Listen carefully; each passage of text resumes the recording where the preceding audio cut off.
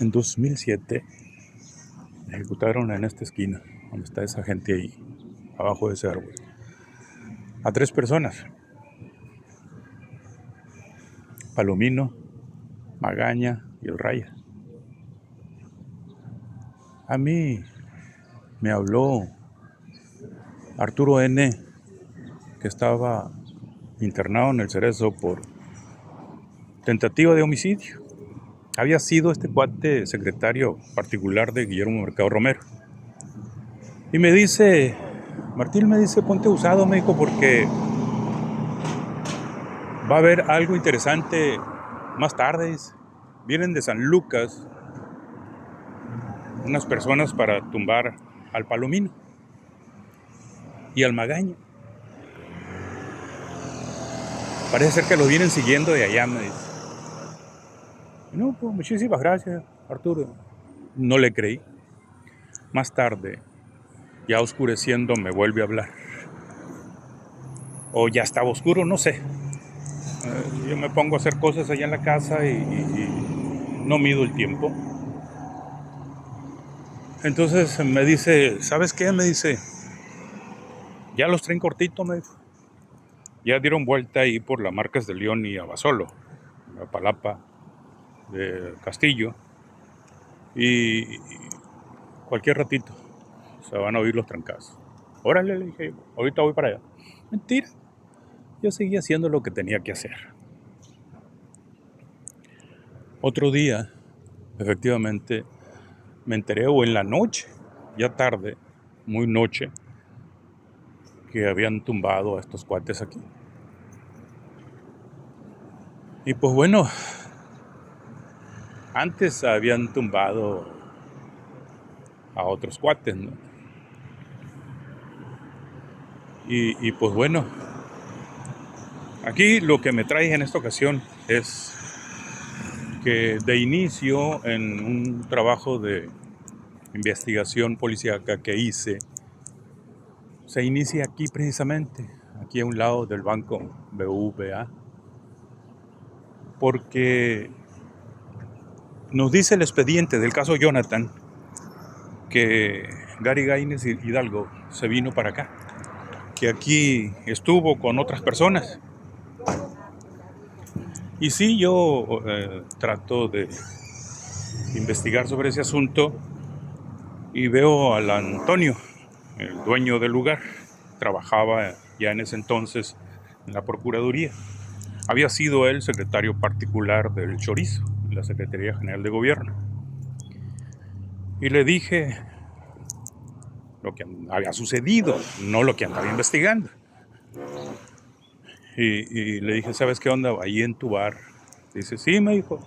Ahí se ven en los videos, dice, fulano, mangano, perengano, y cómo actúan. Órale, le dije, pásame el video. Sí, me dijo, déjame bajarlo. Entonces, como pasaban los días y este cuate me dijo, no, pues no pude hacerlo. Entonces yo lo conseguí por otro lado. Y sí, efectivamente identifico a esta gente por ahí, pero también identifico, después, yo no sabía, ¿no?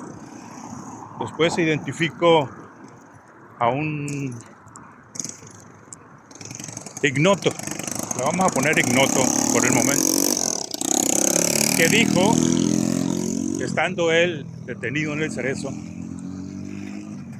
cuando llevaron a un detenido que le llamaban, que el Z le puso, el hijo del gobernador, y según las tarjetas de inteligencia militar, que ese reportero había recibido 70,000 pesos por pegarle y hacernos creer de que ese era efectivamente el cuate que había matado a Jonathan. Nada que ver, el chaval sí estuvo en ese lugar, pero media hora antes ya estaba en su casa dormido. El detalle es de que ese cuate, ese ignoto, había matado a un judicial un tiempo atrás. No recuerdo, ahorita no traigo el dato preciso, no traigo el expediente a la mano. Y se manejaba con una arma 9 milímetros, Ruger, con la que mató al judicial en una taquería. Lo mató de espaldas el cabrón. Estaba el cuate ese cenando en los tacos del Chino con una secretaria. Porque, según él, lo hizo porque traía mucho coraje, porque habían torturado a su hermano,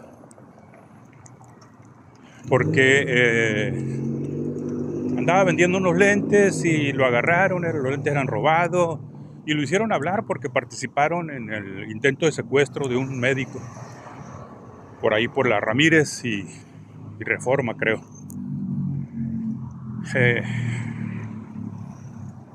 Entonces este cuate estaba también, después investigo, después vuelvo a ver el video y efectivamente está dentro del bar del Antonio. Y ese cuate se parece muchísimo al Cristian. Mientras estaban los cuates estos ahí, los Gary Gaines de Hidalgo, aquí en las micheladas, llegaban los hijos del gobernador, porque se estaba festejando su cumpleaños, el Narciso Junior. Entonces, aquellos cuates que están allá en el bar del Antonio Patiño deciden salirse y buscar otro lugar, y toca la casualidad que vienen también a este mismo bar. Entraron y el ignoto también se viene, no sé si sería casualidad o pertenece a la banda de los Bebos o pertenecía a la banda de los hijos del gobernador, no sé, no lo he investigado todavía. Entonces está la pachanga aquí en este lugar, cuando de pronto dicen algunos testigos y los propios Bebos que escuchan disparos y que salen a ver qué onda. Y algunos testigos que están aquí en el malecón, una pareja que se sienta enfrente del negocio, dice que escucha los disparos y ponen atención. Y unos dicen que vieron a una persona de color oscuro que saca las armas. Y otra persona dice que ella vio a un tipo con una camisa polo y un pantalón caqui, creo que dijo, no recuerdo bien. Y un mesero que está ahí, que dice que está filmando el evento del hijo del gobernador, dice que efectivamente hay una persona que se levanta la camisa y que él le entrega 2 fierros, 2 armas. Porque es evidente, pues, de que tuvo que haber más de un gatillero, porque eran tres personas las que se vieron afectadas. En este caso, Jonathan, como sabemos, lo mataron. A Héctor lo hirieron. Héctor, cuando lo llevan al hospital, dice que había sido el hijo del gobernador. El hermano de Jonathan, Daniel, al ver seguramente que no era un solo gatillero, sintió miedo, y de aquí donde estaba la michelada se desprende y se va corriendo por este lado de acá. Empieza a correr y uno de los gatilleros lo sigue, lo persigue disparándole, y aquel le va gritando: no me dispares, no me mates, y sigue disparando. Entonces detiene la Procuraduría a los Bebos y les hace la prueba del rodisonato de sodio, lo que era comúnmente conocido como la parafina, para saber si habían disparado, y ninguno de ellos disparó. Entonces el Ministerio Público le habla al procurador, ¿sabes qué onda? Pues ninguno de los cuates disparó, suéltalos, órale. Y lo soltó. Desde luego que, por ejemplo, a los meseros, a 2 meseros, a una dama y a un caballero, los sacaron de aquí porque los secuestraron esa noche. Dicen ellos que eran judiciales. Y se los llevaron para terreno donde los estuvieron golpeando, amenazando, que si hablaban, que si decían algo, los iban a matar. Uno de los meseros, el que nos anduvo informando, que anduvo varios días por el Congreso, por el gobierno, ese no se fue, sino que anduvo desparramando la versión periodística de que había sido el Gary Gaines y el que le pasó las armas fue uno de los huevos. Y empiezan a hacer la recolección de evidencias y por esta calle pues recogen algunos casquillos que guardan.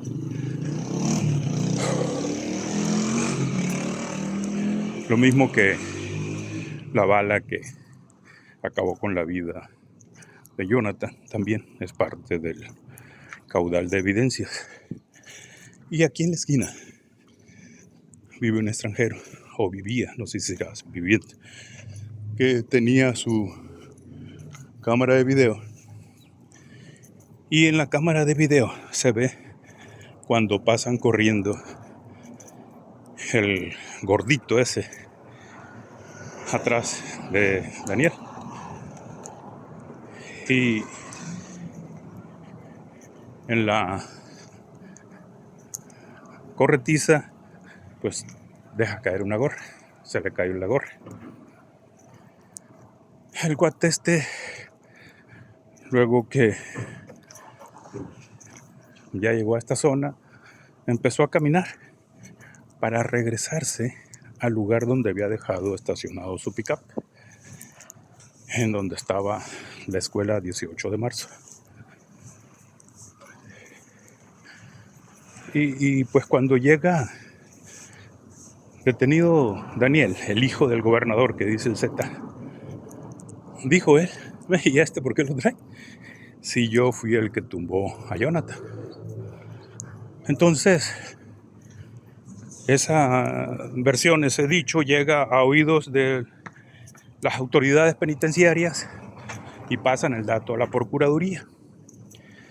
Incluso hacen un cotejo porque las balas, los casquillos habían desaparecido del caudal de evidencias, pero queda todo grabado, quedan en videos.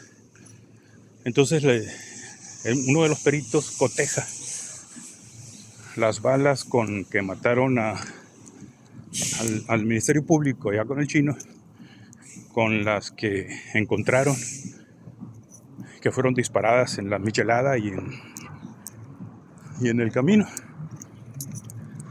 Y coinciden perfectamente, pero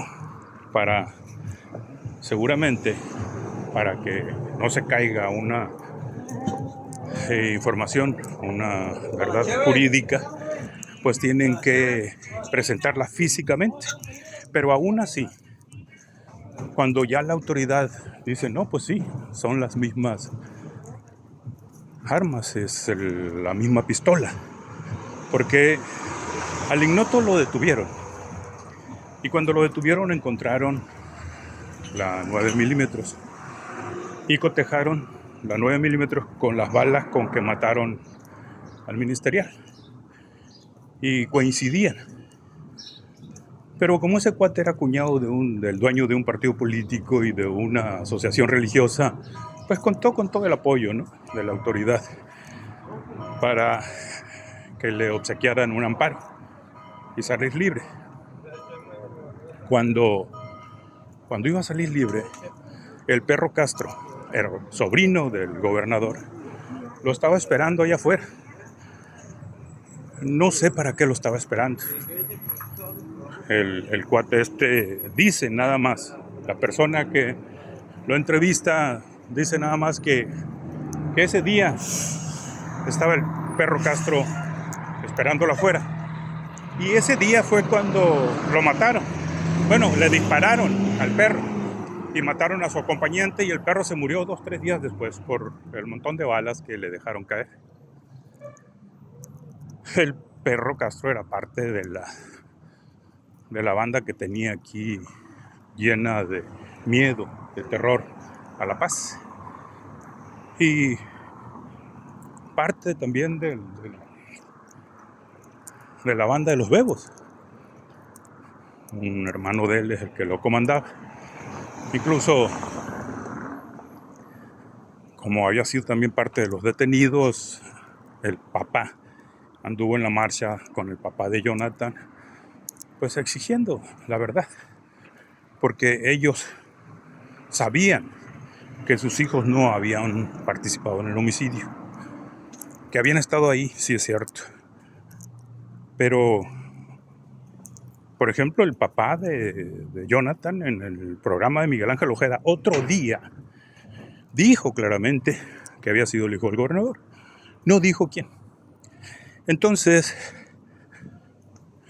empiezo a hacer la investigación, y como las características del ignoto coinciden con las características del Cristian, del que ahora diputado, pues le doy un voto de confianza al dicho de la gente y publico. Ya lo habían publicado el Expreso de Comondú, no, otro periódico de Comondú, Villanotas, la foto de Cristian, y esa foto la bajo y la utilizo como portada en la revista Cárcel Propia. Y doy la versión que acabo de narrar, toda la versión de los medios y del dicho de la gente, de los testigos.